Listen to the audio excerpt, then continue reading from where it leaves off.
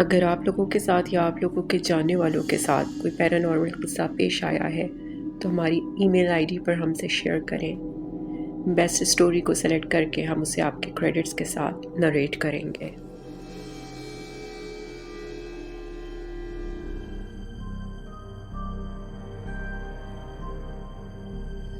Dining hall میں میز پر کھانا لگ چکا تھا اور وہاں موجود سب شیراز آفریدی کے منتظر تھے۔ شیراز شہر کے رئیسوں میں سے ایک تھے۔ وہ 4 بہنوں سہرش، سروش، فریال اور نیلوفر کے اکلوتے اور سب سے چھوٹے بھائی تھے۔ شیراز نے جیسے ہی اپنی تعلیم مکمل کی، بہنوں نے اپنے ارمان نکال لیے اور خوبصورت در شہوار کو دلہن بنا کر اپنے گھر لے آئیں۔ شیراز بہنوں کا بہت احترام کرتے تھے، اس لیے ہر کام میں بہنوں سے مشورہ ضرور کرتے تھے۔ جب ان کے گلشن حیات میں پہلا پھول کھلا تو ان کی بچی جو 6 دن کی ہو گئی تھی، اس کی رسم عقیقہ ادا کرنے اور نام تجویز کرنے کی غرض سے بہنوں کو بلا بھیجا تھا۔ اس لیے اس وقت کھانے کی میز پر سب ان کے منتظر تھے۔ ارے بھائی، کیا ہوا؟ بھوک ہڑتال کا ارادہ ہے جو آپ لوگ ہاتھ پر ہاتھ دھرے بیٹھے ہیں؟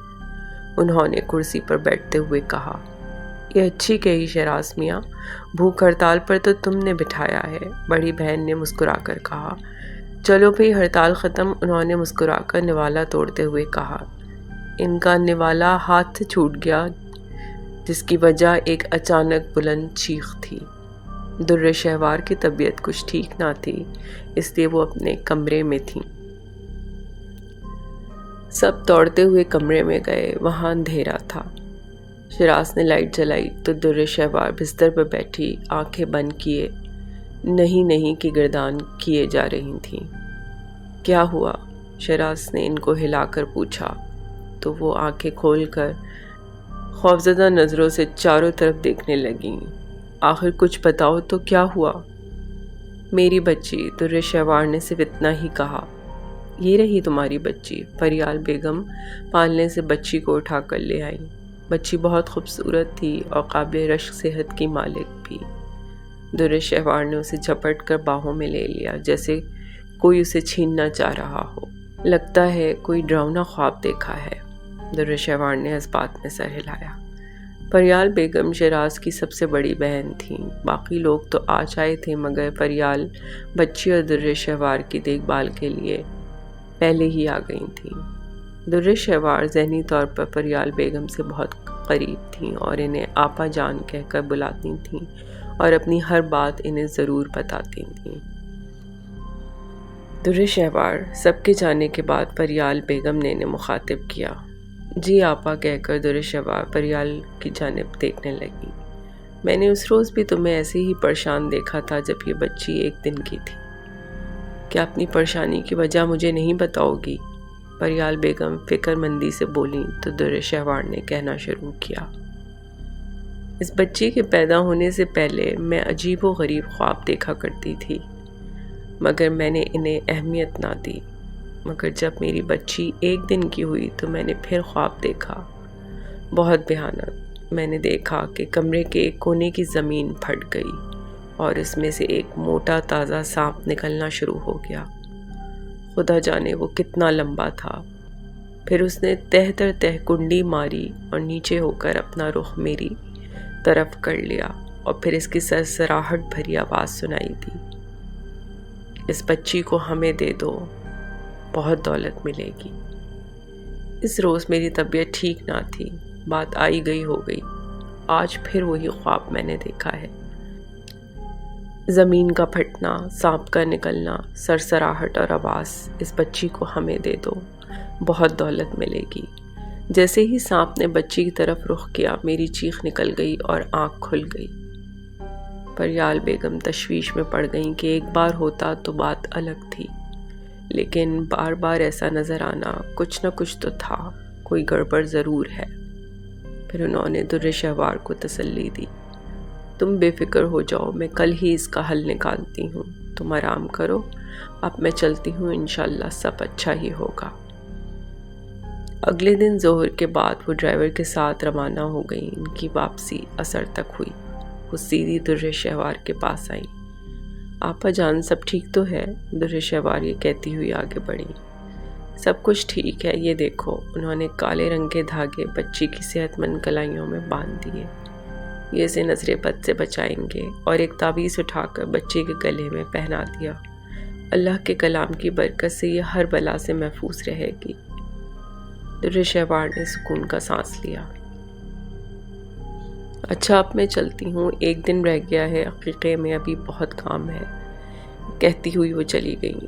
عقیقے کی دعوت بہت پرتکلف تھی، ہر کوئی شیراز آفریدی کے ذوق کی داد دے رہا تھا۔ آج بچی کا نام بھی رکھنا تھا۔ شیراز اور در شہوار نے اپنے پسندیدہ نام پیش کر دیے، لیکن قرۂ فال پھپھیوں کے نام نکلا، اور انہوں نے باہمی مشورے سے بچی کا نام دلکش رکھ دیا۔ وقت جیسے پڑ لگا کر اڑ گیا، اور 15 سال کب بیت گئے پتہ ہی نہ چلا۔ ایک دن در شہوار کی سب سے چھوٹی نند نیلوفر اپنے بچوں کو لے کر بھائی کے گھر آئی ہوئی تھی۔ بچوں کی چھٹیاں تھیں۔ ان کے 3 بچے تھے، الشبا، افشا اور بیٹا دانیال۔ سب دلکش سے چھوٹے تھے۔ ان کی بڑی بیٹی الشبا دلکش کی ہم عمر تھی اور دوست بھی۔ جب بھی یہ لوگ آتے تو روز نت نئے پروگرام بنتے تھے۔ اس وقت بھی سب ایک کمرے میں جمع تھے، اور فلم دیکھنے کے ساتھ ساتھ پکنک پر جانے کی بھی بات کی جا رہی تھی۔ دانیال کو چڑیا گھر جانے کی لگی ہوئی تھی، افشا ایڈونچر پسند تھی، وہ ایسی جگہ جانا چاہتی تھی جہاں کچھ ایڈونچر ہو، اور الشبا کو فلمیں دیکھنا پسند تھیں، دلکش ساحل سمندر پر جانے کی متمنی تھی۔ بحث ختم ہوئی تو فلم بھی ختم ہو چکی تھی، کافی رات ہو گئی تھی۔ دلکش تم یہیں سو جاؤ، رات بہت ہو گئی ہے۔ الشبا کے اصرار پر دلکش وہیں رک گئی۔ ابھی دلکش کی آنکھ جھپکی ہی تھی کہ وہ چونک کر اٹھ بیٹھی، پھر لائٹ جلا کر چادر اٹھائی، بیڈ کے نیچے جھانک کر واپس بستر پر بیٹھ گئی۔ الشبا بھی اٹھ گئی تھی۔ رات میں تم کون سا خزانہ دریافت کر رہی ہو؟ الشبا نے پوچھا۔ میری آنکھ لگی ہی تھی کہ مجھے ایسا محسوس ہوا کہ میرے برابر میں کوئی نرم اور گلگلی شے ہے، اور میری آنکھ کھل گئی۔ میں سمجھی کہ کوئی بلی ہوگی۔ پاگل ہو؟ الشبا نے اس کی بات کاٹ کر کہا۔ تمہیں نیند میں لگا ہوگا، سو جاؤ۔ اور دلکش نے چادر سر تک کھینچ لی اور دوبارہ بستر پر لیٹ گئی۔ مگر یہ پہلی بار نہ تھا۔ اس سے پہلے بھی اپنے کمرے کے علاوہ کہیں اور سو جاتی تو اسے لگتا کہ کوئی اس کا گلا دبا رہا ہو، یا وہ زمین کے اندر نیچے ہی نیچے جا رہی ہو۔ کئی بار اس نے دیکھا کہ اس کے ہاتھ میں تھالی ہے، اس پر کپڑا ڈھکا ہوا ہے۔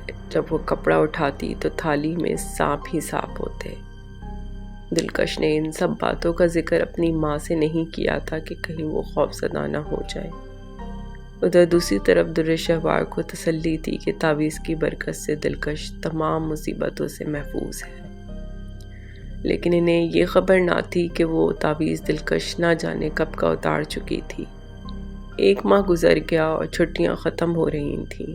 نیلوفر جاتے ہوئے در شہوار سے گلے مل رہی تھیں اور بولیں، لگتا ہے شیراز میاں سے ملے بغیر ہی جانا پڑے گا۔ شیراز شہر سے باہر ہے اور ان کی واپسی کی کوئی خبر نہیں۔ دلکش بولی، پھپھو آج نہ جائیں۔ نیلوفر بولی، اب کہ تم شیراز کے ساتھ آ جانا، اور دلکش کو گلے لگانے کے لیے آگے بڑھیں تو چونک گئیں۔ یہ تمہارے ماتھے پر نشان کیسے ہیں؟ نیلوفر آپا، یہ نشان پیدائشی ہیں، بچپن میں یہ نشان ہلکے تھے، مگر جیسے جیسے یہ بڑی ہوتی گئی یہ بھی گہرے ہوتے گئے۔ در شہوار بولیں، دلکش کے ماتھے پر دونوں بھوؤں کے بیچ میں لہر سی بنی ہوئی تھی۔ در شہوار بولیں، دلکش کے ماتھے پر دونوں بھوؤں کے بیچ میں لہر سی بناتی ہوئی 2 لکیریں تھیں، وہ گہری ہوتی جا رہی تھیں اور کچھ ابھری ابھری بھی لگنے لگی تھیں۔ خیر، اللہ نظر بد سے بچائے اور اپنی پناہ میں رکھے۔ انہوں نے بھتیجی کو دعا دی اور چلی گئیں۔ ایک دن شیراز نے در شہوار کو مخاطب کرتے ہوئے کہا کہ علی احمد اور ان کے گھر والے ہمارے ہاں آنا چاہتے ہیں، کیوں، کوئی خاص بات ہے؟ در شہوار نے حیرانی سے سوال کیا۔ شیراز نے ہاتھ میں پکڑی ہوئی کتاب رکھتے ہوئے کہا، ہاں، بات دراصل یہ ہے کہ ان کے صاحبزادے علی احمد تعلیم مکمل کر کے انگلینڈ سے لوٹ آئے ہیں اور وہ رشتے کے سلسلے میں ہماری دلکش کو دیکھنا چاہتے ہیں۔ شیراز، ابھی تو ہماری بیٹی نے تعلیم بھی مکمل نہیں کی، یہ سب اتنی جلدی؟ در شہوار سوالیہ انداز میں بولیں۔ میرے خیال میں کوئی حرج نہیں ہے، رشتہ بہت اچھا ہے، آنے دیجیے۔ شادی تو ہم پڑھائی مکمل ہونے کے بعد ہی کریں گے۔ میں نے انہیں آئندہ ہفتے کی رضامندی دے دی ہے، شیراز آفریدی نے جواب دیا۔ ٹھیک ہے، اگر آپ مطمئن ہیں تو میں بھی خوش ہوں، در شہوار نے ان کی تائید کر دی۔ علی احمد اور شیراز آفریدی کے خاندان کے دیرینہ مراسم تھے۔ ان کے بزرگوں نے جو تعلق قائم کیا تھا اسے آنے والی نسل نے بھی برقرار رکھا ہوا تھا، اس لیے علی احمد اور شیراز آفریدی اس گہری دوستی کو رشتہ داری میں بدل جانے کے خواہاں تھے۔ علی احمد اپنے بیٹے اور اہل خانہ کے ساتھ آ چکے تھے۔ دلکش نے جو ہی کمرے میں قدم رکھا اور جس نے اسے دیکھا دیکھتا ہی رہ گیا، کیونکہ وہ اپنے نام سے زیادہ دلکش تھی۔ علی احمد اور ان کے گھر والوں کو کے ساتھ ساتھ ان کے بیٹے کو بھی دلکش بہت پسند آئی۔ علی احمد سے سوچنے کے لیے وقت لے کر شیراز صاحب نے بہنوں اور سب کی رضامندی سے طے کیا کہ منگنی کی رسم کے لیے چاند کی 14 تاریخ مناسب رہے گی۔ در شہوار کے والدین گزر چکے تھے، ایک بڑی بہن ملک سے باہر تھیں، لے دے کے بس سسرال والے ہی تھے، کیونکہ وہ خوش اخلاق تھیں اس لیے نندوں کی چہیتی تھیں اور انہیں سسرال اور میکے میں کبھی فرق محسوس نہ ہوا۔ منگنی کی تقریب میں صرف خاندان کے لوگ شامل تھے۔ منگنی کے تمام مہمان پہنچ چکے تھے۔ سرمئی بادلوں کے ٹکڑے آسمان پر تیر رہے تھے، مہکی مہکی گلابی شام بہت خوبصورت تھی اور گلابی جوڑے میں ملبوس دلکش بھی بہت خوبصورت لگ رہی تھی۔ کیونکہ صرف خاندان کے لوگ ہی تھے اس لیے تقریب جلدی ختم ہو گئی تھی۔ مہمان جا چکے تھے اور دلکش اپنے کمرے میں جا کر لیٹ گئی۔ اسے بہت تھکن ہو رہی تھی، اس لیے لیٹتے ہی نیند آ گئی۔ رات کا جانے کون سا پہر ہوگا جب دلکش کی آنکھ کھلی۔ اس کا سانس بہت بری طرح چل رہا تھا اور سر سے پیر تک وہ پسینے میں شرابور تھی۔ خوف کے مارے اسے اٹھا بھی نہیں جا رہا تھا۔ سوتے میں اس نے دیکھا کہ ایک موٹا سانپ اس کے گردن میں بالکل ہار کی طرح لپٹا ہوا ہے۔ اس کی گرفت اتنی سخت تھی کہ دلکش کو اپنا دم گھٹتا محسوس ہو رہا تھا۔ اس کی کلائیوں میں بالکل کنگنوں کے انداز میں سانپ بل کھا کر لپٹے ہوئے تھے۔ ان کی گرفت بھی اتنی سخت تھی کہ ہڈیاں چٹکتی ہوئی محسوس ہو رہی تھیں۔ حیرت کی بات یہ تھی کہ یہ سب خواب تھا، مگر وہ دباؤ اور تکلیف اسے حقیقت میں ابھی بھی اپنے ہاتھوں اور گلے پر محسوس ہو رہی تھی، اور ماتھے پر بھی ایک سوئی سی چبھتی محسوس ہو رہی تھی۔ دلکش نے دوبارہ لیٹ کر سونے کی کوشش کی، لیکن نیند آنکھوں سے کوسوں دور تھی۔ اسے جھرجھریاں سی آ رہی تھیں، جانے کب اس کی آنکھ دوبارہ لگ گئی اور وہ سو گئی۔ اگلی صبح ناشتے کی میز پر دلکش کو نہ پا کر در شہوار اسے بلانے اس کے کمرے میں پہنچی تو دلکش سر تک چادر لپیٹے ابھی تک سوئی ہوئی تھی۔ انہوں نے چادر ہٹائی تو دیکھا دلکش کا منہ سرخ ہو رہا تھا، پھر اس کی پیشانی کو چھوا تو وہ انگارے کی طرح جل رہی تھی۔ اسے بہت تیز بخار تھا۔ انہوں نے گھبرا کر شیراز آفریدی کو اطلاع دی اور فوراً ڈاکٹر کو بلوایا۔ ڈاکٹر نے چیک کیا اور کہا، تشویش کی کوئی بات نہیں ہے، یہ دوا دے رہا ہوں، شام تک طبیعت ٹھیک ہو جائے گی۔ مگر پھپھیاں اس بات پر مصر تھیں کہ دلکش کو نظر لگ گئی ہے، جس کی وجہ سے اس کی حالت یہ ہوئی ہے، اور انہوں نے دلکش کی نظر بھی اتار دی۔ دوا کا اثر تھا یا واقعی نظر لگی تھی کہ شام تک بخار خاصا کم ہو گیا۔ 2-4 دن ہی کچھ بہتر گزرے کہ دلکش کی طبیعت پھر خراب ہو گئی۔ شیراز صاحب نے ڈاکٹروں کی لائن لگا دی۔ ڈاکٹر پر ڈاکٹر بدلے گئے، مگر اس کی طبیعت نہ سنبھلی۔ دنیا بھر کے ٹیسٹ کروائے گئے، مگر بیماری کی وجہ سمجھ میں نہ آ سکی۔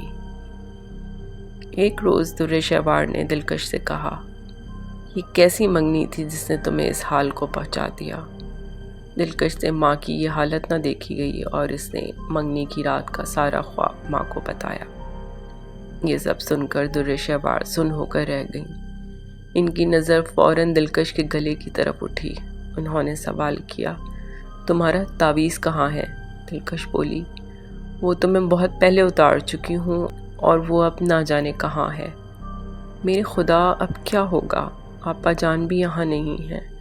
اپنی بچی کی حالت اور تعویذ نہ ہونے کا سن کر در شہوار بہت مایوس ہو گئی تھیں۔ ڈاکٹر، حکیم، صدقہ خیرات، دنیا بھر کے جتن کر لیے مگر دلکش کی حالت نارمل نہ ہوئی اور وہ کمزور ہوتے ہوتے ڈھانچے کی صورت بننے لگی۔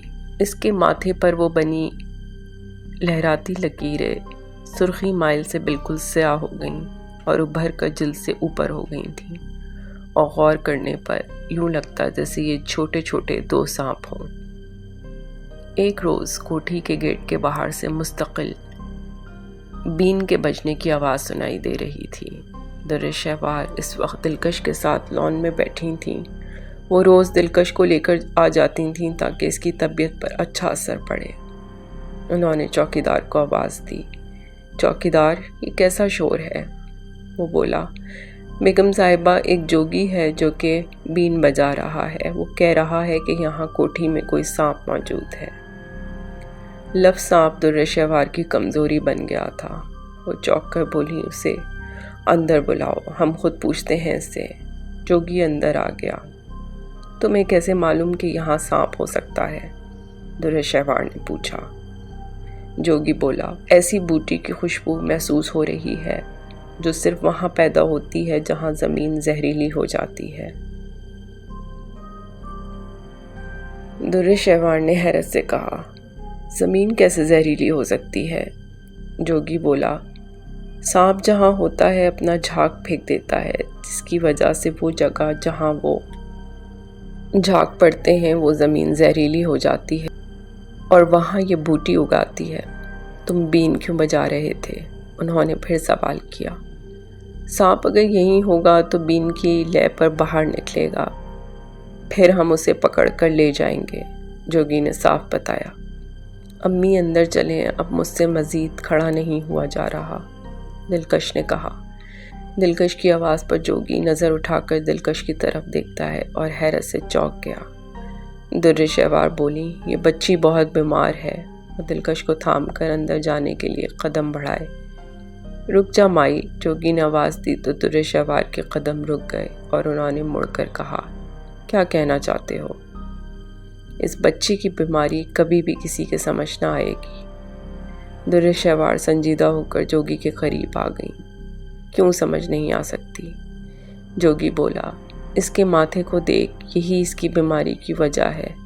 اس کے ماتھے پر دونوں لکیروں کی طرف اشارہ کرتے ہوئے جوگی مزید بولا، انہیں نکلوا دے تو یہ تیری بچی تندرست ہو جائے گی۔ در شہوار نے دلکش کو اندر جانے کا اشارہ کیا اور پھر جوگی کی طرف متوجہ ہو گئیں، کیونکہ اس نے انہیں بہت کچھ بتایا اور ایسی باتیں بھی بتائیں جو انہیں یقین دلا رہی تھیں کہ دلکش کی بیماری کے پیچھے ایسی ہی کوئی وجہ ہے۔ کون کر سکتا ہے ہماری بچی کا علاج؟ انہوں نے پوچھا۔ مائی، تیری بچی کا علاج میں کروں گا، ابھی مجھے جانا ہے، تم ہمارا انتظار کر، میں پھر آؤں گا۔ اور وہ جوگی چلا گیا۔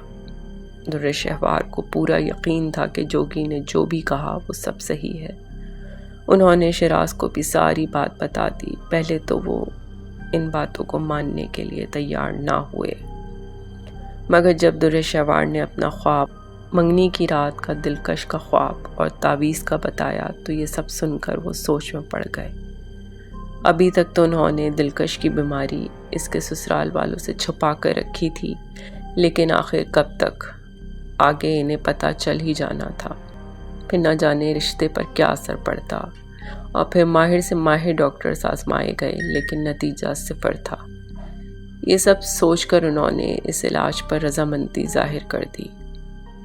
دلکش کی طبیعت بحال ہونے کے بجائے اور خراب ہوتی جا رہی تھی۔ کئی روز گزر گئے تھے لیکن ابھی تک اس جوگی کی واپسی کی کوئی خبر نہ تھی۔ در شہوار کو جوگی کی آمد کا شدت سے انتظار تھا اور وہ انہی سوچوں میں گم تھیں کہ اچانک بین کی آواز نے ان کی سوچوں کو منتشر کر دیا۔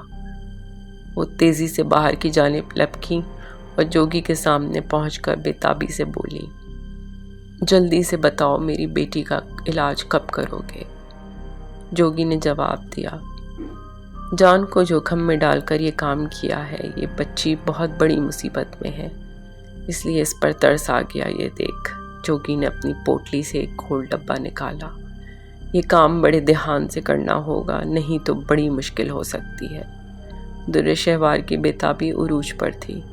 تم بتاؤ تو صحیح، ہمیں کرنا کیا ہے؟ جوگی نے ڈبہ کھولا۔ اس میں ایک طرح کا سفوف تھا، ایسا لگتا تھا جیسے چمکدار ذرات ہوں، ہلاؤ تو لگتا ہے جیسے چمکتی ہوئی کوئی لہر اٹھ رہی ہو۔ جوگی نے پوٹلی سے ایک سلائی بھی نکالی اور بولا، مائی میری بات دھیان سے سن، رات میں جب بچی سو جائے تو اسی سلائی سے یہ سفوف اس کی پیشانی پر بنے ان سانپوں پر لگا دینا، اس کے بعد ڈبہ کھول کر اس کے سرہانے کے قریب رکھ دینا، سفوف لگا کر سلائی بھی ڈبے میں رکھ دینا، یاد رکھنا ڈبے کو کھلا رکھنا، یہ سانپ زندہ ہو جائیں گے اور زندہ ہو کر صرف اسی سفوف کی بو کو پہچانیں گے اور بچی کے ماتھے سے اتر کر یہ اسی بو کی وجہ سے ڈبے میں چلے جائیں گے۔ بہت دھیان کی بات ہے ورنہ بچی کے لیے مشکل ہو سکتی ہے۔ جوگی نے تاکید کر دی۔ در شہوار بولی، ہم سمجھ گئے، ہم دھیان رکھیں گے۔ تم نے ہماری مدد کی، تم بتاؤ ہم تمہاری خدمت کریں۔ جوگی بولا، مائی سب خیر ہے، تو اس بچی کی فکر کر، یہ بہت بڑی مصیبت میں ہے، چلی جا، اور بغیر کچھ مانگے پوٹلی سنبھال کر چلا گیا۔ آدھی رات کے وقت جب دلکش سو چکی تھی، در شہوار نے وہی کیا جو انہیں جوگی نے بتایا تھا۔ ڈبے کو کھول کر انہوں نے اس کے سرہانے کی سائڈ ٹیبل پر رکھ دیا اور لائٹ بند کر کے وہ کمرے سے چلی گئیں۔ آدھی رات کے بعد دلکش کی آنکھ کھل گئی، اسے لگا کہ اس کے ماتھے پر بہت بوجھ ہو رہا ہے، شدید پیاس لگ رہی ہے۔ کمرے میں اندھیرا تھا اور کمزوری کی وجہ سے اٹھنے کی ہمت بھی نہیں ہو رہی تھی۔ اس کو معلوم تھا کہ سائڈ کی ٹیبل پر پانی کا گلاس موجود ہوگا۔ اس نے اندھیرے میں ہی ہاتھ بڑھا کر گلاس ڈھونڈنے کی کوشش کی اور اس کا ہاتھ گلاس سے ٹکرایا اور پانی بھرا گلاس وہیں الٹ گیا، اور جو ڈبہ در شہوار رکھ کر گئی تھیں وہ بھی نیچے گر گیا اور اس میں موجود ذرات پانی میں بہہ گئے۔ دلکش مایوسی سے دوبارہ لیٹ گئی کیونکہ پانی کا گلاس تو الٹ گیا تھا۔ در شہوار کو اکیلی دلکش کا سوچ کر نیند نہیں آ رہی تھی۔ رات انہیں بہت لمبی لگ رہی تھی اور وقت تھا کہ کاٹے نہیں کٹ رہا تھا۔ صبح ہوتے ہی وہ دلکش کے کمرے کی طرف بھاگیں اور وہاں پہنچ کر ان کی پلک شگاف چیخوں سے دلکش کا کمرہ گونجنے لگا۔ در شہوار کی چیخیں دہلا دینے والی تھیں، اس لیے شہراز آفریدی بھی دوڑ کر کمرے میں پہنچ گئے، اور کمرے میں پہنچ کر انہوں نے قیامت سے پہلے قیامت دیکھ لی تھی۔ دلکش کی رنگت بالکل نیلی پڑ چکی تھی، اس کے منہ سے جھاگ بہہ رہے تھے، اس کے ماتھے پر بنے سانپ اب ماتھے سے غائب تھے۔ جوگی نے کہا تھا سانپ زندہ ہو کر ڈبے میں چلے جائیں گے، لیکن ڈبہ تو گر گیا تھا، سفوف بھی پانی میں بہہ کر ضائع ہو گیا تھا۔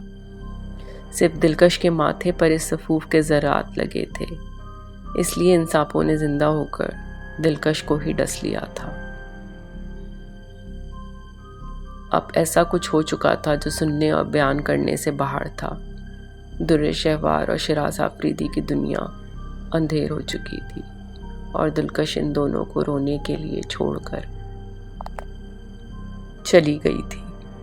در شہوار کو کسی چیز سے دلچسپی نہ رہی اور ان کی دنیا سے مٹ کر ان کے اس کمرے تک محدود ہو گئی جہاں دلکش نے اپنے آخری لمحے گزارے تھے۔ وہ دیوانہ وار بیٹی کو پکارتی رہتی۔ ڈاکٹر نے کہہ دیا کہ اگر ان کا یہی حال رہا تو یہ صدمے سے پاگل ہو جائیں گی۔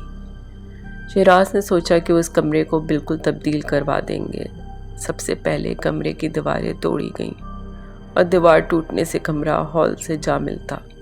دیوار ٹوٹ چکی تھی اور کمرے کی کھدائی ہونا تھی۔ فرش تقریباً شام تک پورا کھد چکا تھا، ایک کونا باقی رہ گیا تھا ابھی وہ توڑا جا رہا تھا کہ زمین میں اچانک زوردار آواز پیدا ہوئی اور کدال کی نوک کسی سخت چیز سے ٹکرائی۔ دوبارہ چوٹ مارنے پر بھی ایسی ہی آواز پیدا ہوئی۔ اس بات کی اطلاع شیراز آفریدی کو دی گئی تو وہ وہاں گئے۔ آرام سے پورا ٹکڑا توڑو اور دیکھو کیا مسئلہ ہے، انہوں نے ہدایت دی، اور پھر سب دیکھنے والوں کے منہ حیرت سے کھلے رہ گئے۔ زمین سے برآمد ہونے والی شے ایک دیگ تھی۔ ڈھکن کھولنے پر وہاں موجود لوگوں نے دیکھا کہ دیگ کے اندر سونے، ہیرے جواہرات موجود تھے۔ در شہوار بھی وہاں آ گئیں۔ ان کی نظر جیسے ہی اس طرف گئی، انہوں نے دیگ کا ڈھکنا دیکھا۔ اس پر بالکل وہی سانپ نما لکیریں بنی ہوئی تھیں جیسی دلکش کی پیشانی پر تھیں۔ ان کا دماغ گھوم گیا اور ان کے کانوں میں سرسراہٹ کے ساتھ ایک آواز بھی سنائی تھی، دلکش ہمیں مل گئی، یہ دولت تم لے لو۔ در شہوار کا خوفناک خواب حقیقت کا روپ بن کر ان کے سامنے تھا۔ اس سے زیادہ ان میں تاب نہ تھی۔ وہ چکرا کر وہی گر پڑی اور ہوش سے بیگانہ ہو گئی۔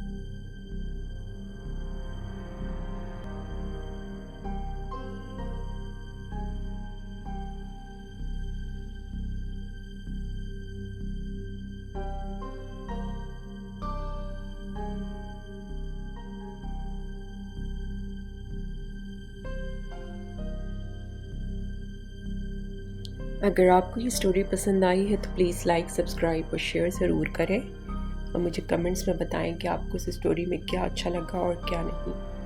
آپ کی سپورٹ کا بہت بہت شکریہ۔